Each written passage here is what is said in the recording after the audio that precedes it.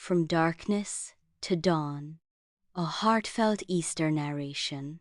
In the heart of Jerusalem, beneath a darkening sky, stood a hill called Golgotha, the place of the skull. It was here, on a Friday that would forever change history, that love made its greatest sacrifice. They called him Jesus of Nazareth, a carpenter's son who spoke of love and forgiveness with such authority that thousands followed him, a man whose gentle hands healed the sick, whose words gave hope to the broken, and whose presence made the outcasts feel seen. But on this day, those hands were pierced with nails. He had done no wrong. Even his judge, Pontius Pilate, had found no fault in him. Yet the crowds who had welcomed him with palm branches just days before now shouted for his crucifixion. As the nails tore through his flesh, Jesus looked upon those who condemned him and whispered, "Father, forgive them, for they know not what they do." Even in his greatest suffering, his heart remained full of love. Beside the cross stood his mother Mary, her heart breaking as she watched her son's life slowly slip away. Nearby was John, his beloved disciple, and Mary Magdalene, a woman whose life had been transformed by his compassion.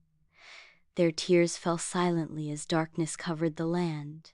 After hours of agony, Jesus cried out, "It is finished."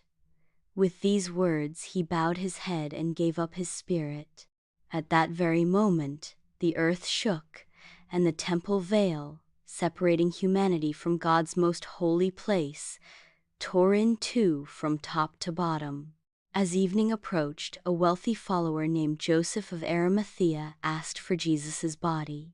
With tender care, he and Nicodemus wrapped Jesus in clean linen and laid him in a new tomb carved in rock.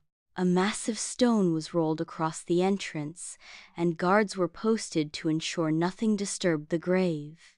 For his followers, it seemed hope itself had been buried with him. The man they believed would redeem Israel now lay cold in a tomb. Their dreams crushed, their faith tested, they hid behind locked doors, wondering if they too would soon meet the same fate. Saturday passed in silence and grief. But then came Sunday morning. Before dawn, while the world still slept, Mary Magdalene and several women made their way to the tomb, carrying spices to anoint Jesus' body, one final act of love. As they walked, they wondered who would roll away the heavy stone for them. Yet when they arrived, they found the stone already moved, the tomb empty. An angel, brilliant as lightning, spoke words that would echo through eternity. "Do not be afraid, he is not here. He has risen just as he said." Trembling with fear and overwhelming joy, they ran to tell the disciples. Peter and John raced to the tomb, finding only the linen cloths that had wrapped his body, neatly folded, as if death itself had been tidied away.